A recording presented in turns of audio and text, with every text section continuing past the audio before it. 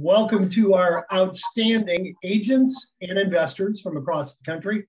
Today is Thursday, September 22nd, 2022. And this is All the Leads Mastermind podcast number 395. I want to briefly start with telling you something new that we're going to start doing next week. This is number 395, and 395 consecutive weeks we've done this call, now a podcast on a Thursday, and we appreciate all of you. Y'all seem to like it because you keep coming back for more, and we like having you here. So we're going to add a second weekly opportunity for us all to get together. It's going to be a little bit different format. We're going to do a Tuesday evening, 8 p.m., 5 o'clock Pacific, call on Clubhouse. Clubhouse is an audio platform, and it's going to be a little bit different. We are going to call it Coach's Corner. I've invited the four of us, the four coaches on the call in this company, and then I've invited three other people from my past coaching background, Ty Leon Guerrera, Dave Kohler, and then my current investment coach, Kevin Davis.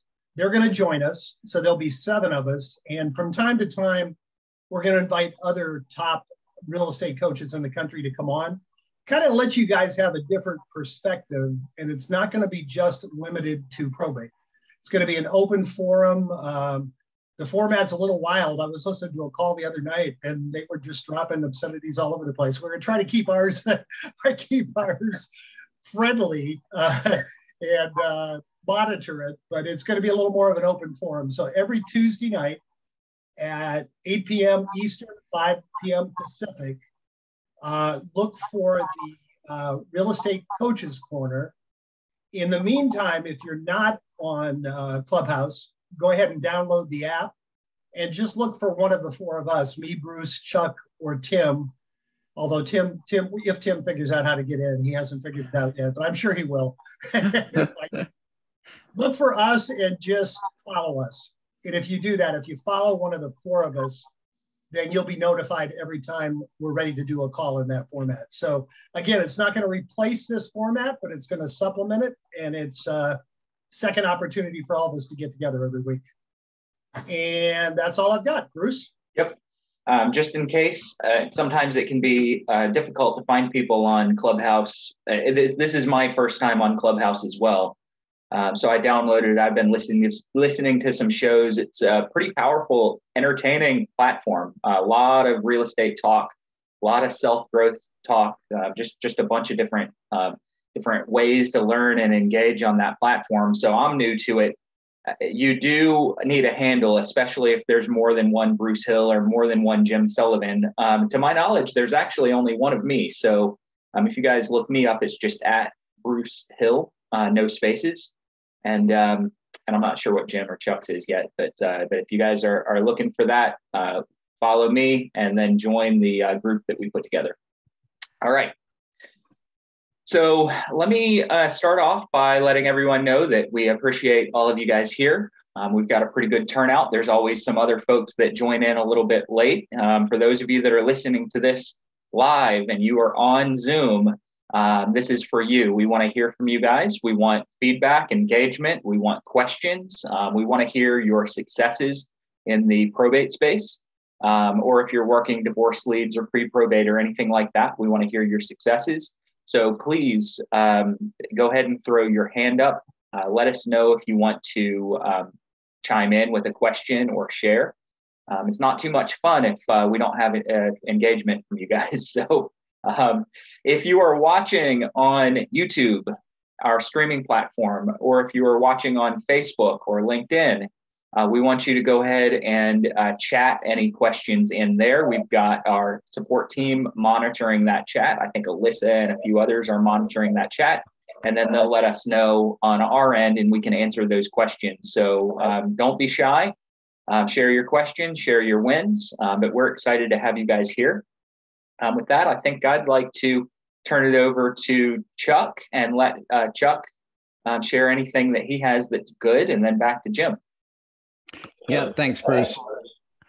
Just in the past couple of weeks, I've been able to set up, I think, 4 face-to-face lunch, meetings with probate attorneys here in my local market, and things are going real well. I did have I had a referral from an attorney to another probate attorney that then reached out to me. That listing's going live next week. And through the team members that we've built up, we were able to get a referral from one of our, what I call the solutions team. So basically the folks that help out deal with the stuff, for an estate. But this scenario was actually a senior was moving into a retirement community. So it's, as we start making these connections and we start building out our teams, be prepared. And I hope that you would accept them, referrals for other types of listings, other types of real estate opportunities. And, it's, as we start to connect, obviously I'm very big when it comes to networking. So a friend of ours is also an agent in the local market. We talked about that particular opportunity we were planning on listing that in about 3 or 4 weeks. Talked to an agent friend of ours. It's already under contract for full price. And our clients are over the moon because they don't have to do any of the renovations and they can move a month sooner. So they're just beyond happy and thrilled and continuing to build relationships with probate attorneys. That's been a really, really valuable component to my estate solutions business. And then, we've got other networking activities. We've got other buyers that are coming in. We've got other listing opportunities. They need a fast sale. So we've got that listing opportunity. Maybe it's a purchase contract. Maybe it's an investment opportunity for us based on the location, et cetera. So as we talk a lot about the cold calling, we talk a lot about the direct mail and many of these particular campaigns. By all means, you want to be a walking, talking real estate specialist linked to the focus of helping people settle estates easier than doing it alone, and build those relationships, dig deeper, offer value, and these types of opportunities will start to present themselves. It doesn't only have to be probate attorneys. Please be aware that there's only 2 different types of people you want to talk to and network with, and that's either men or women.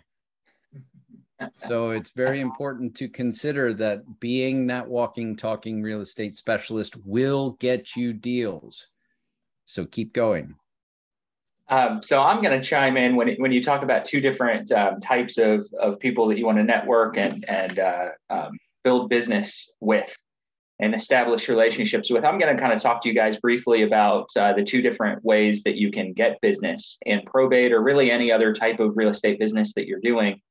And a lot of folks kind of come in and they don't know where to start, or maybe you've already started and you just haven't thought about it like this, thought about it this way. I want you guys to realize that when you are building out a business and a niche, the one way that you can get business is to exchange dollars for business. So most of you guys have already started that. You are exchanging some dollars for probate leads or divorce leads. So you're exchanging dollars for business. Some people have taken it a step further and they exchange dollars for direct mail to go out, and dollars for an ISA, or dollars for video to be produced, and things like that. And that's a great way to leverage cash if you are maybe a little bit limited on time, or just don't want to spend the time, or potentially don't feel comfortable spending the time. The other way to do it is to spend the time. So you exchange your time prospecting, door knocking, scrubbing your lists down, stuffing envelopes yourself. So that is a perfectly valid way to build this business. If you are more comfortable exchanging your time to grow your business, do it. Those that are truly successful and in this for the long haul end up doing a combination of both.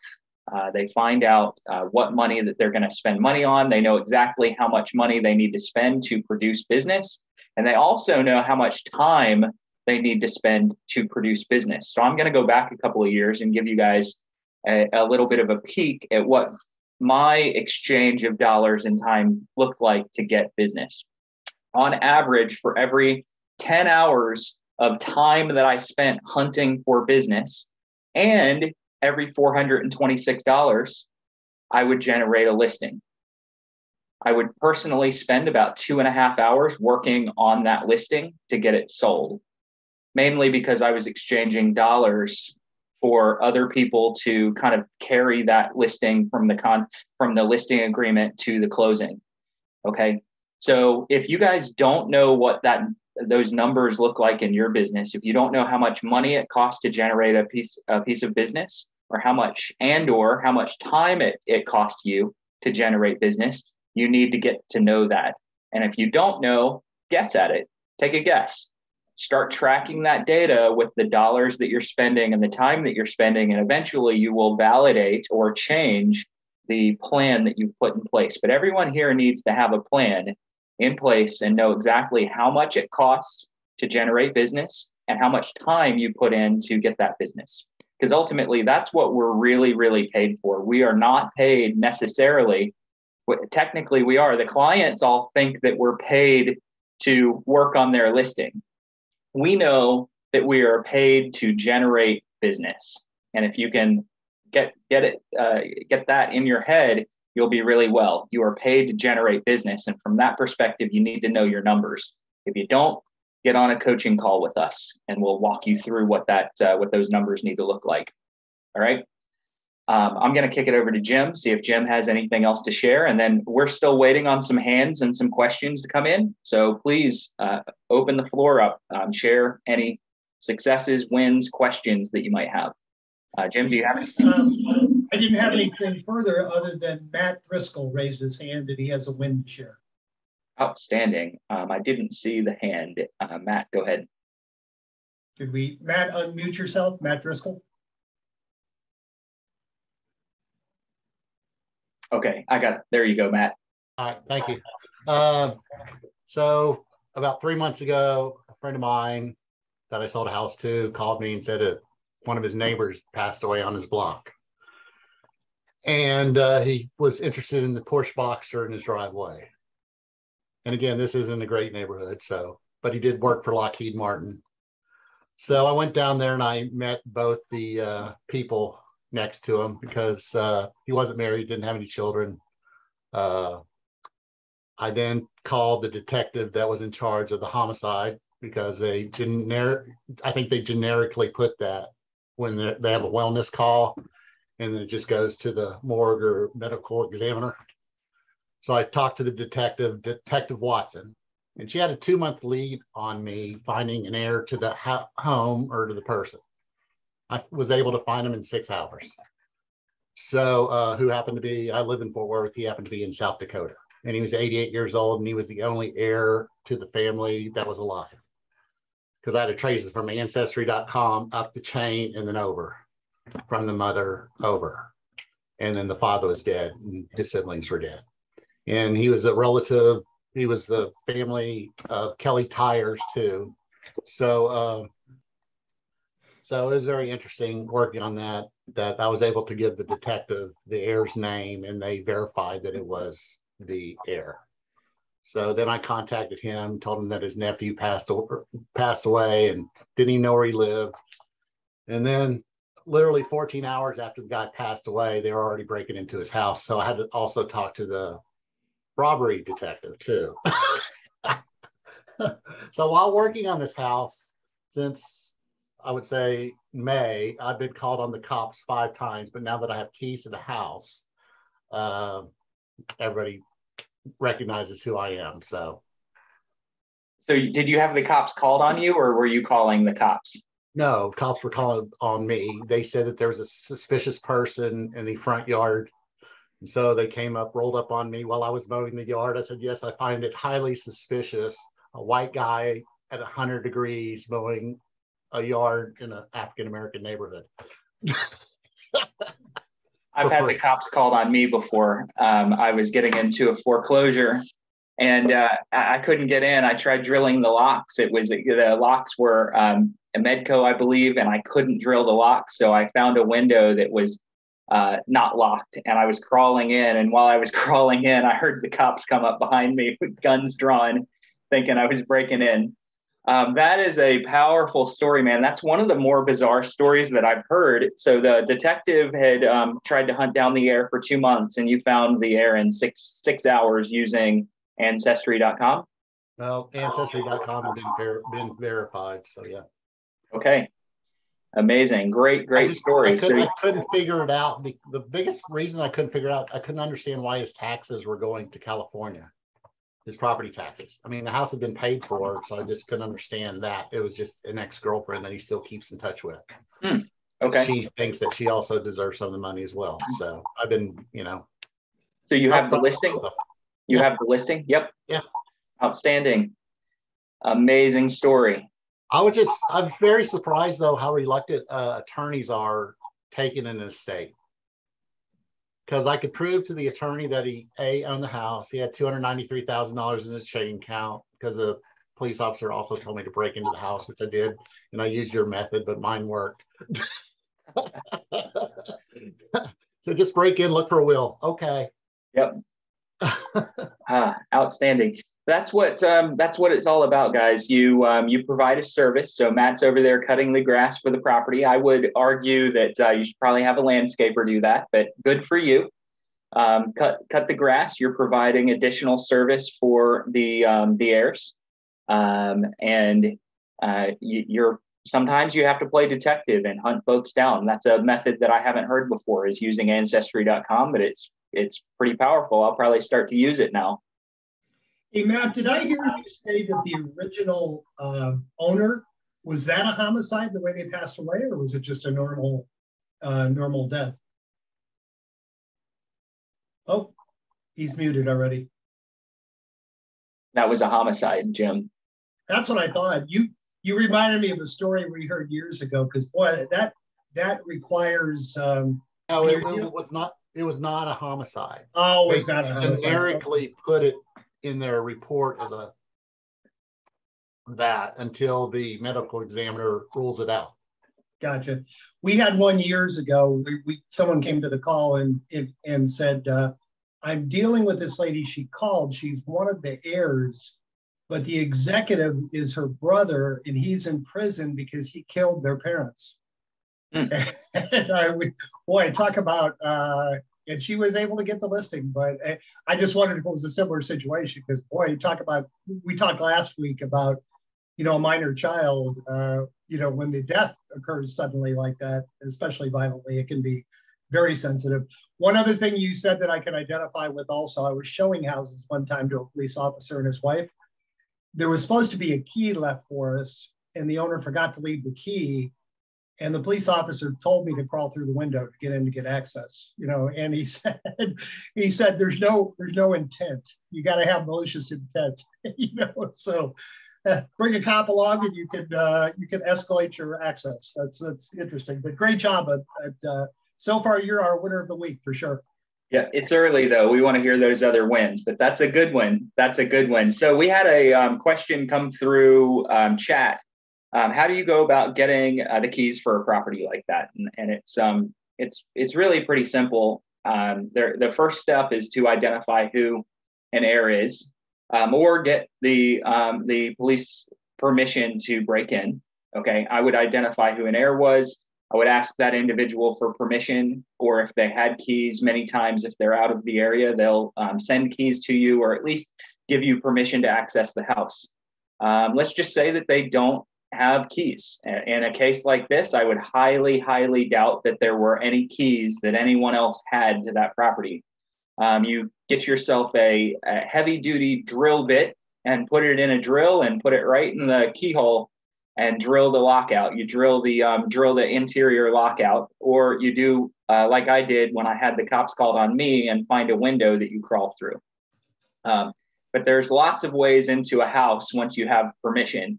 I would argue you've got to have permission. Don't go breaking in without getting some sort of authorization to do so. But it's not that hard. Once you've drilled the locks out, you guys can go to a site called U.S. Hardware Supply. There's dozens of sites like this out there. If you're going to be doing this a lot, let's say foreclosures, short sales, estates, different things like that, get yourself a box of 10 different deadbolts and doorknobs and have them on hand, so that once you've gotten into a house that needs to have a new lock put on, you can just grab one of those, put them on. They run somewhere in the, at least when I was doing it, somewhere in the range of about $7 per set. So they're really not expensive if you buy them in bulk from a site like US Hardware Supply. Or you could go to Lowe's and get yourself a $40 set and put that on. I think someone last week said that that's what they'd done. It might have been John. So that would be how you go about getting into a house that you don't have keys for and you can't find anyone that has keys. The next question that we have is, this comes off of our YouTube live stream. Jeff asks, how are you approaching the attorneys to present a house you're looking to buy from a seller who says that you can talk to the attorney on the seller's behalf? Okay, so points of the question: talking to an heir to a property. The heir says you can call the attorney. So how would you approach that? I would just call and say, I'm calling about the estate of John Smith. My customer, I would probably, if you're in real estate, you might want to say customer. You're probably not, they're probably not a client yet. My customer is, and then name the heir. They asked me to call on their behalf. That's the simplest way to get in front of an attorney, is tell the attorney that this is authorized. You are not doing a cold prospecting call on someone that you've never met or spoken with before. The attorney kind of really has a fiduciary obligation to open that conversation with you, especially once the heir or executor to the estate has told you that you can talk to the attorney on their behalf. All right, it's as simple as that. All right, any other hands? Coaches, anything else to share? Any other questions we have?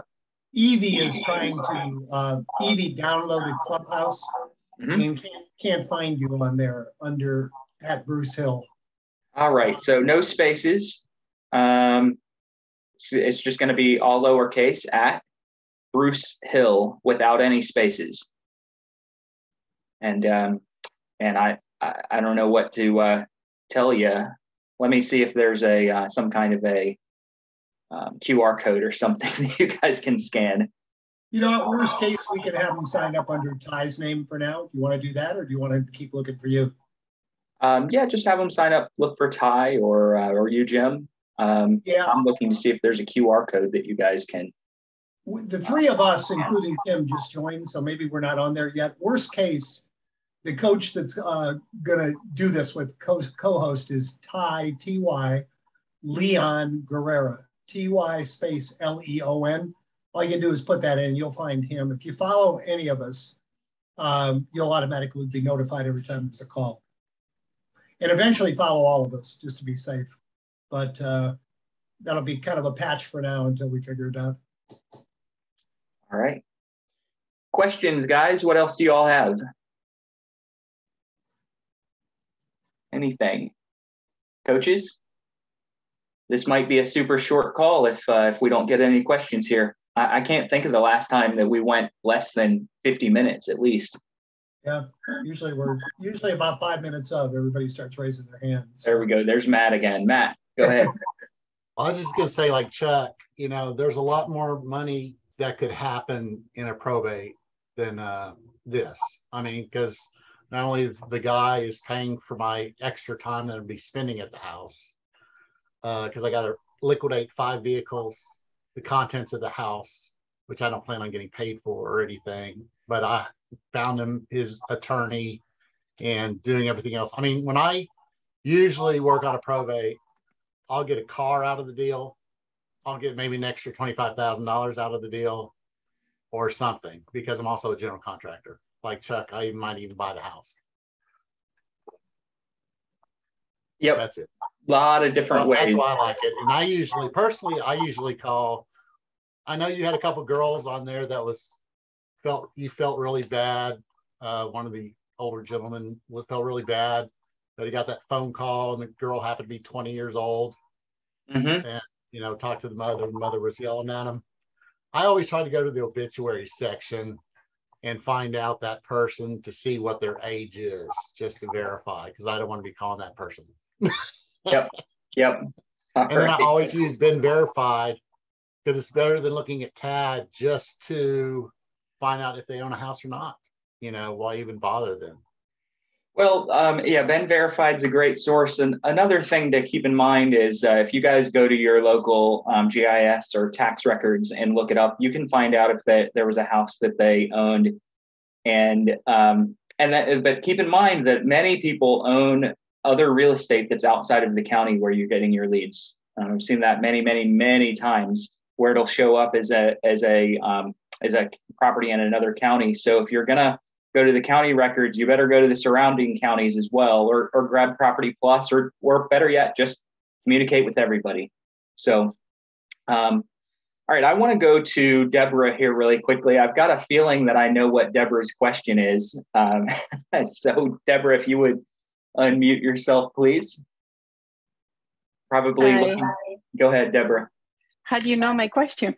Because I think that no, somebody else, another Deborah chatted me. Okay. Guys, Okay. just if you're looking me up, someone just reminded me, I was joking around a little bit, and I set my profile up, and the first line I said that I was an international male model. So yes, if that's what you're looking for and you're thinking that you've got the wrong person, that is correct. I probably should change that. I am not an international male model. So that's what you get for being cute, huh? Yeah, exactly. All right. Double entendre. So, Deborah, what can we help you with? Yeah. One of the leads, we door knock on the PR door. And we got to see, he lived in another town, so we went to his house. This week we set an appointment to see the house, just to get a market analysis on the house. Now I'm calling and texting, and he doesn't respond because I want to go back and present my analysis. So what do you suggest for us to do? Let me just clarify, and I think you said this, but I missed it. You did reach the PR in the beginning, and he gave you permission to go see the house first, right? Yes. Okay. At this point, you may want to go do a door knock on the personal representative's house. Mm-hmm. Recognize that if he gave you permission, there probably is some intent there, and you just have to keep following up. He was with us there. He was with you. Yeah.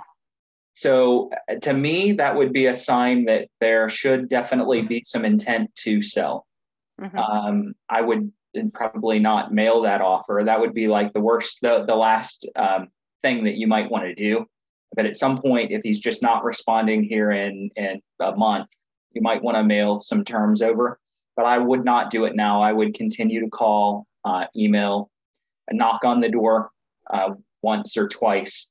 Just try to get him. I see people that cool off quite frequently, and most of the time they come back and they say that they were just really busy, and they apologize. Hey, we want to move forward. It's amazing. You'll think that relationships are completely dead, and then all of a sudden they'll pop back up, and you're like, I didn't even know that you were still interested in the service. It happens all the time. But it definitely doesn't happen if you never follow up. So I would just say, continue doing what you're doing, follow up a little bit more. You might want to get to a point where you don't bother or follow up every single day, because that could hurt that relationship. But every 4 days, I would be calling, texting, door knocking. Probably not all three of those, but I would do a combination of those three every third or fourth day. Okay, thank you. Thanks, Deborah. All right, let's go to, I'm going to say Mr. Smith, and you can tell me how to pronounce your name. All right, go ahead and unmute yourself if you would. My name is Tomei Smith. You broke up, sorry. My name is Tomei Smith. Okay, perfect. All right, good to see you, man. What can we help you with? I'm calling from the DC area. This is my first time being on a Zoom call. But I've called the personal representatives or the numbers that you give out. But what should the conversation be like for the attorneys? Because I see the attorneys are also associated. What should your conversation be with the attorneys? Because naturally, I think that most attorneys already have relationships and they have someone to give their PR business to. I mean, their business to. So what would your conversation be like with these different attorneys? You're doing what I do. And it's not a good thing. You're drawing a conclusion about what you think that attorney does or doesn't do with their practice. And while it's absolutely true that some have rock solid relationships and you want to be that rock solid relationship that gets all their referrals, it's not the case in many instances. I've sat down with big time probate attorney players and I've asked them who they send their referrals to, and they say, no one, I don't have anybody. Now, I've also talked with attorneys that say, hey, no, I send all my business to this person. But don't assume that just because they should have a realtor or an investor that they refer their business to, that they do. And even if they do, a lot of times that door is open for someone that does it a little bit better. So you want to approach the attorneys in kind of three different ways. Number one would be after you've established a relationship with the personal representative. You just ask them if you can have their permission to speak with the attorney. In which case, that's just like I told the gentleman earlier that had chatted a question in, that's an easy call. I'm calling about the estate of John Doe. My client is this person. He told me that I could call you on his behalf. Do you have 5 minutes? The attorney will take that call. If you don't have that relationship, then you're going to want to call and just say, look, I'm working estates. I'm in the probate space. Don't call yourself an expert to the attorneys. Even if you do feel like you're an expert, don't tell an attorney that you're a probate expert, because they don't even call themselves a probate expert without crazy amounts of advanced education in the estate and probate space. So I would just say, this is my specialty, is filling in the gaps that families go through, things like estate sales, real estate needs, personal property clean out, even repairs and maintenance. Do you have a quick minute for me to see if there's a mutual benefit to our businesses? Okay, those are good calls when they're cold.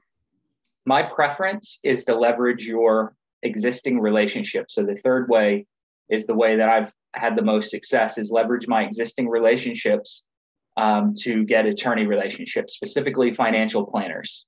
So if you know any financial planners that have a decent portfolio that they manage, they wouldn't be a great financial planner if they weren't having their clients set up trusts and estates to protect themselves from probate in the future. So they're likely already still talking, especially to their older clients, especially about setting up trusts. And they're already referring to estate planning attorneys business. So that attorney that might blow you off if you cold called won't blow you off if their best referral partner introduces you. So I like to go to the financial planners for those introductions. But all three of those are really good ways. Okay. Thank you. Yep. You can also, let's add a fourth in. You could also do like an organic mailing sequence and pop into the office, leave a little bowl of candy once a month, and form relationships with the gatekeepers. So that would be a fourth way that you could do it. All four are extremely valid. Okay. Bruce, I was going to add, from my own experience prospecting and from what we've heard from our clients over the years. First of all, what state are you located in? I'm in Washington, D.C. Okay. The only place where I'm going to tell you maybe a bit of an exception would be California. A lot of attorneys in California wear both hats and they get a real estate commission. But other than that, when you hear that, I've found that there's usually three reasons.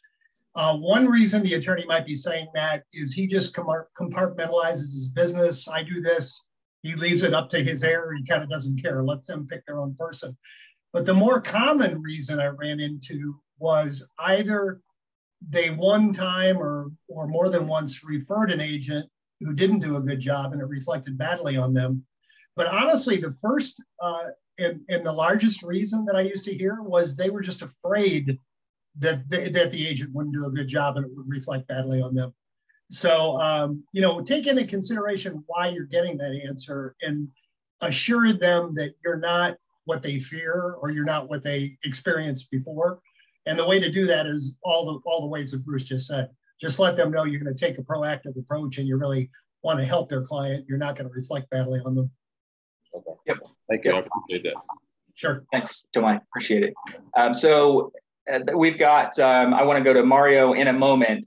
Just a quick second. I've got 2 questions that were chatted in before you raised your hand. I'm just going to answer those very quickly, and then we'll go over to Mario. And I always have the temptation to monopolize the time. So as Jim and Chuck and Tim know, they just interrupt sometimes. I do want to let everyone know, remind you that if you have a question, you've chatted it in, and if you are here on the Zoom call, you can raise your hand and ask it in person. I encourage you guys to do so. If you're a little bit shy, we understand, but don't feel like you can't ask in person. Now, the first question that I'd like to go to came from Todd, and Todd said that he's new. And Todd, your question is absolutely not dumb. Most people have this exact same question when they're new to this type of lead, and specifically new to our leads. So you mentioned that the leads that you received had a lot of individuals who had been renting the home that they lived in.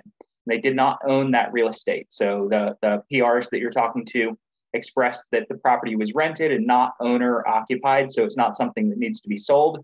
So you had asked Todd why those leads weren't scrubbed from the list or filtered from the list. And the answer is pretty simple. Number one is there's a lot of gold in the list, even in people that don't own the home that they were living in. There are a lot of folks that may have moved to assisted living. They may have moved to a nursing home or in with family, various different things, but they still own real estate. And so number one, if we filtered those out, you'd miss a lot of ancillary real estate opportunities.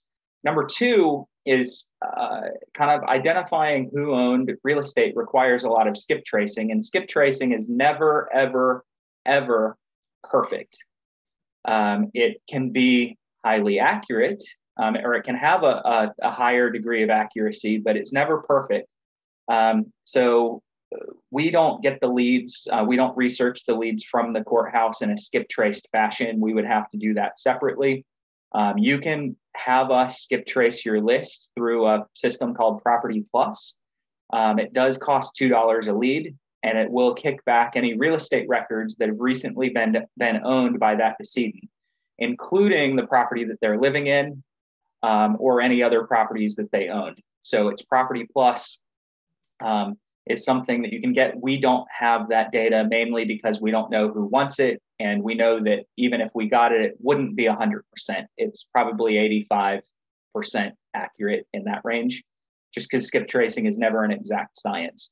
So hopefully that helps. A lot of folks have that question, and it's something that we normally don't pay for on the leads right up front. If we did, we'd have to raise everybody's price. So we kind of leave it as an option that you guys can take advantage of. Just to clarify as well, Bruce, that the pre-probate data is filtered based on, the person who passed away. It should only be, those records that do have real property assigned, as the decedent as owner on title.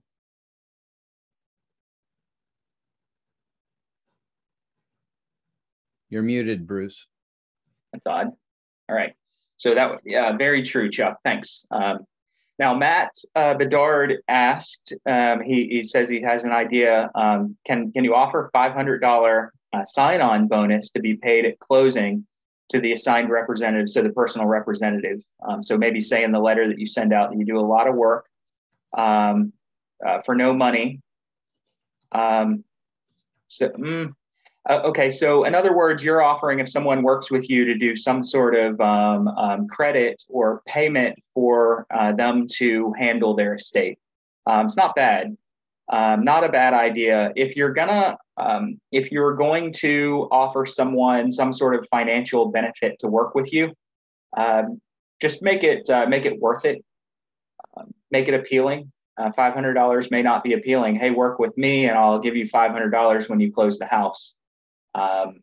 I would probably say, hey, I'll give you $5,000 when you close the house, and then maybe tie some terms to it that require them to list with you and require them to go through a particular listing program, something like that. But I think you're on the right path. What you're talking about is a good, unique selling proposition. It definitely sets you apart, makes you different. All right, Mario, have you unmute yourself? Yeah, thanks for taking my question. What's the best way to generate the probate and divorce leads?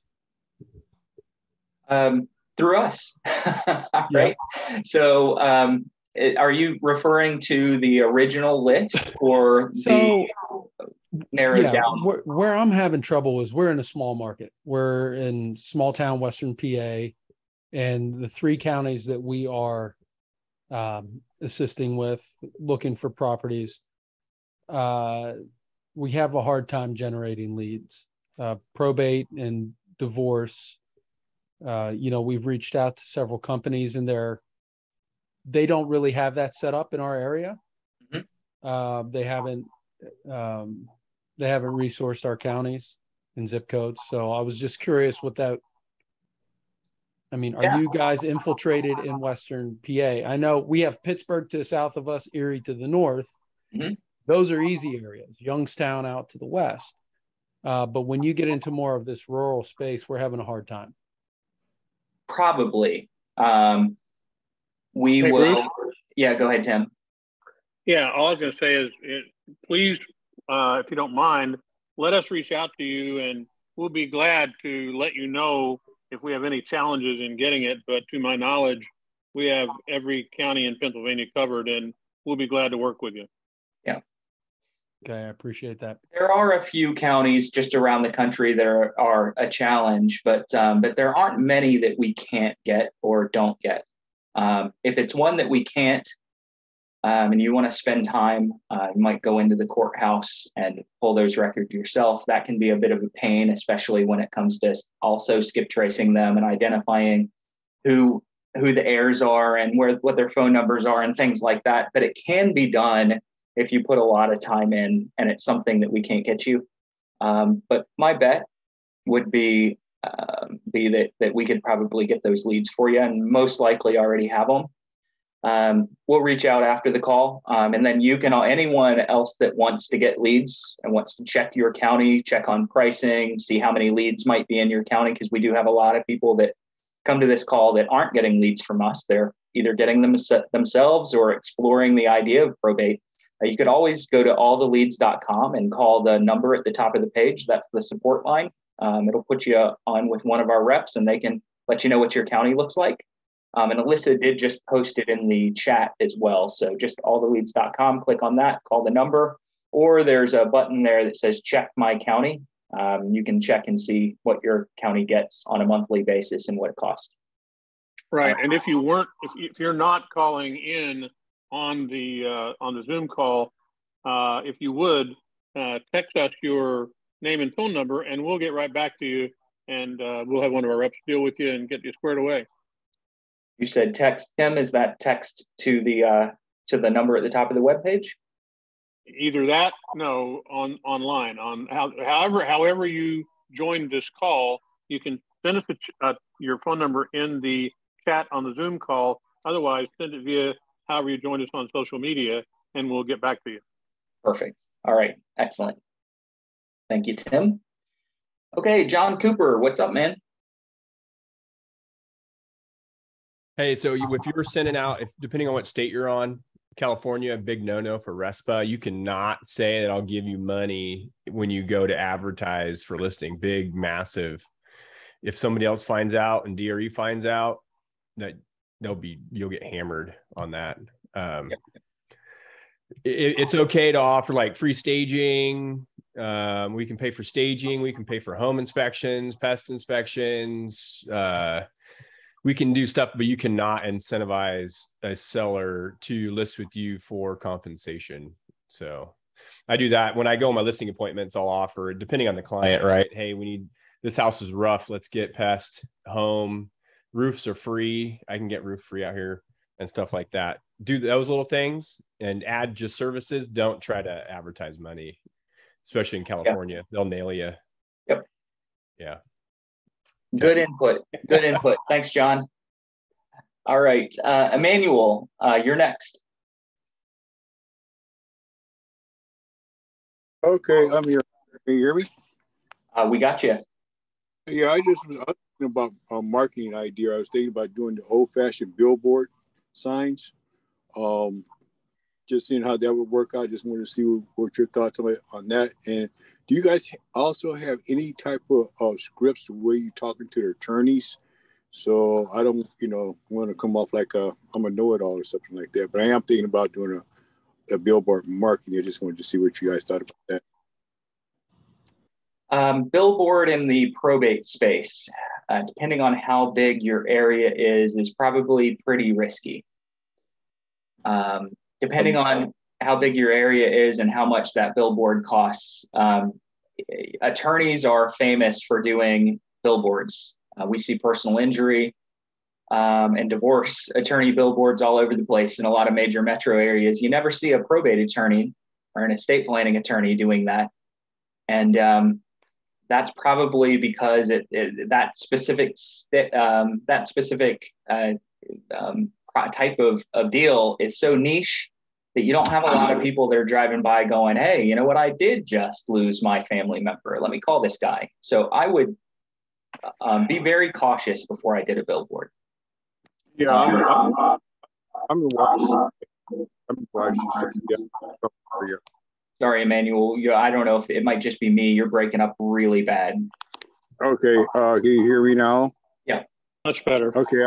I'm in Washington State, Seattle, Tacoma area. So I was thinking about that metropolitan area. Just a thought. Listen, if you have a couple of grand sitting around that you don't mind not working or testing out, do it. Go ahead, Tim. Yeah. Let me jump in that as well. And I want to. I'm going to take occasionally we even disagree with each other. And I would say, while I understand what Bruce is saying, I think there might be a reason why a lot of people don't choose to go do that and don't advertise on billboard. First off, cost is a factor, but it also depends on where the billboard is and the location. The other thing that you may find in your marketplace is that you find a billboard that is not a static billboard, but one that is actually changing the message. In other words, it's an electronic billboard and it's dumping a bunch of them that goes forward, and it'll interchange the messages often. If you find that, you can probably get a shot at that less expensively. And I would love for you to try it because I think that it's a great market. I think the other side of it is that oftentimes you're not going to see necessarily attorneys doing it because a family attorney doing probate, not a very lucrative thing to go do, but a realtor or an investor doing it, great payback on doing it. You doesn't take but a very little opportunity to get that one deal will more than pay for your billboard. So I'd say give it a shot. I don't think if you don't see anybody else doing it, give it a try. Yeah, I tried it on another business that I did. It was okay. We got some exposure on it. So I was thinking about probably doing it on this. Not likely to hurt you. Yeah, True. It's just to add a layer to what I'm already doing as far as marketing. I'll tell you, I am a big believer in billboards in general. I have no verification that putting a billboard that says probate real estate, and then you may not say those exact words, but that there's no really empirical data that would tell you. But in general, billboards absolutely work with enough time. And especially if you're hitting that same audience with other messaging as well. So, to Tim's point, give it a try. I don't know how it'll work. Yeah, I just wanted to see. I just want to hear you guys' opinion on it. Get a second opinion on it. But then again, do you guys have any other scripts as far as talking to probate attorneys? Probate attorneys depends on how you're getting them. So let's say you call the attorney's office and they have a gatekeeper. What I would usually say is, hey, I know I was looking for attorney Mary, whatever. And I know she's probably hard to get a hold of. If you were me, how would you go about grabbing 5 minutes of her time or 10 minutes of her time? That's a great way to get through the gatekeeper, because they'll tell you exactly what you need to do. Another way in would be to potentially buy 30 minutes or an hour of their time. I mean, they're all about money, so you could buy some time. Once you're with them, there is not a script. I don't have a script. What I would say to the attorney once you are on the phone with them or face-to-face is, look, I was hoping that this would be mutually beneficial. I'm not like your typical investor or realtor that's just asking you to refer me business. I would like to provide a service that your clients might need, and also hopefully give you some referrals of the families I work with that don't have an attorney. Would that be of interest to you? Okay. That sounds good. Yeah, that would be pretty good. I could work off of that. I could build off of that right there. Perfect. I appreciate it. Thank you. All right. Thank you. Mm-hmm. All right. I don't want to say last up, but I got a class in 7 minutes. So let's go to White. I've got a couple of questions chatted in as well. Let's go to White, and then we'll do our best to answer some of the questions in chat. White, unmute yourself, please. Hey, Bruce, can you hear me? We got you. Hey, just real quick. I've gotten a couple calls after that big mailing I did, and I just left one that it's a mobile home, and we don't have a lot of that here. It's on the permanent foundation, but the PR lives in California, or in San Diego, and she does not want to come back here. She may come back one time, but I just left, and it's it's just overgrown. So my question is, what are most folks charging for commission to handle this whole thing? Good question. Personally, I always do minimums. So if I've got a $30,000, say that. I do. Say that again. I do minimums. So if I've got a $30,000 mobile home, I will do it, but my minimum is $6,000 to my side. So that's the lowest I'll take. And so that's kind of how I would approach it. And if they're not willing to pay the minimum, if they say, well, everybody else will do 3%, it's just not something that you're willing to do, pass the opportunity up. But I would establish a personal minimum commission on a low end property like that if it was me. Well, and in this case, I think she will pay that because she is a attorney and her husband is a trust attorney, and they live in San Diego. Mm-hmm. So yep. I really believe that, I was thinking like 10%. Sure. Yep. Okay. Okay. Yeah, I would go with that for sure. Okay. Did you find out any? Oh, go ahead, White. Did you find out anything on that man you talked about the other day? Oh man, you caught me. No, not yet. Okay. I'll get it tomorrow. Okay. All right. All right. No problem. Thanks, White. Okay. Thanks. Yeah, folks, you guys should be making the business determination yourself as to whether minimum commission rates are something that would benefit you and your business. It's something that I encourage folks to do. If you're starving, if you need the money really bad, you might want a discount. You might want to not pass up on lower end properties, things like that. But if you're established at all and don't want to end up working for peanuts, I encourage everyone to have a minimum commission that they charge. And that way, if there's a property that's less than the percentage is going to get you, you just say, hey, it's $10,000 commission, or it's a 10% or something like that. And if you want to dig into other opportunities as far as setting up different entities that might be able to invoice those types of situations, schedule a strategy call. Be happy to run through how I've got my business set up. I believe that John Cooper maybe has someone that does flat fee on mobiles. Is that right, John? Do you want to chime in? I'm not sure if that was just to me or not. No, I do all my mobiles at flat fee minimum. Okay. Right. Yeah. You can't charge 3% on 30 grand and expect to make any money. Right. Yeah. Absolutely. Good stuff. All right. So Sharon, if you call the attorney with the owner's permission, does it create billable hours the owner is going to have to pay? Probably. It depends on the attorney. I know attorneys that are really poor business people and they don't bill for hours, but the owner, if they give you permission to talk to the attorney, they should probably be aware that say, hey, I know the attorney is charging you for my time. I will make it fast.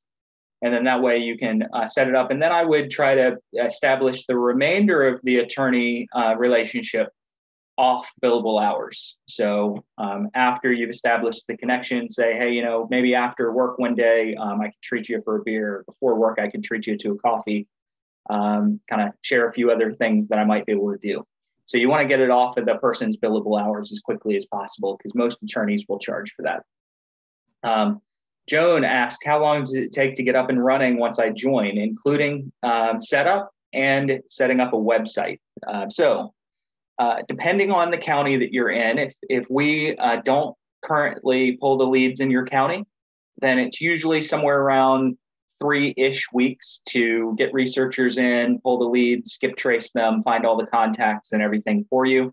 If we are already getting leads in the county, which most counties we are, then it's just the next delivery date. So that every county has its own delivery date every month. And that could be a couple of days away. It could be 3-4 weeks away, depending on when we last delivered.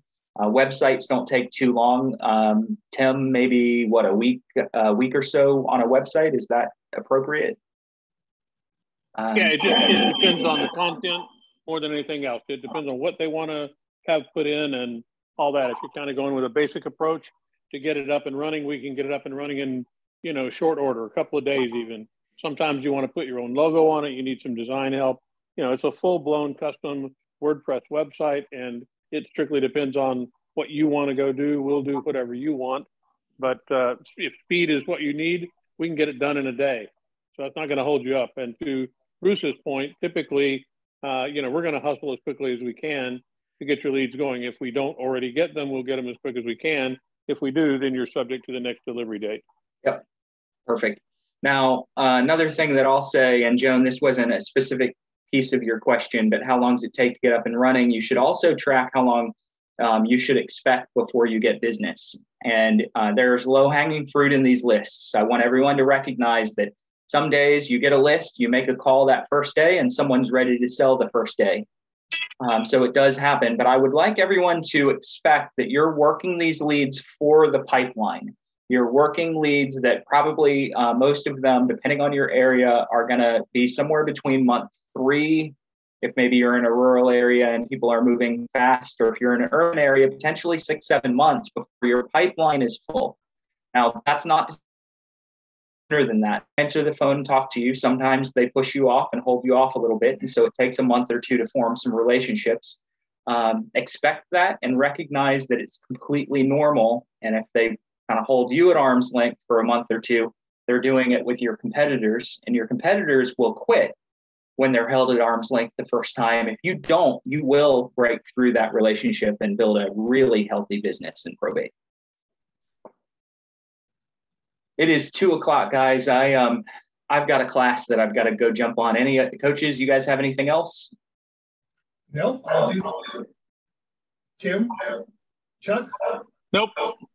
All right, we'll get out of here on time for a change, Bruce. We'll get you on with our trainees. I want to thank each of you for being here. Another great call. Congratulations to our win of the week. I think that's Matt Driscoll. And I want to challenge each of you, take one idea, one thought, one thing that inspired you on this call, go out and put it into practice. And hopefully we will see you Tuesday night on Clubhouse. And we'll see you back here next Thursday. Have a great week, everybody. We'll talk to you soon. Take care.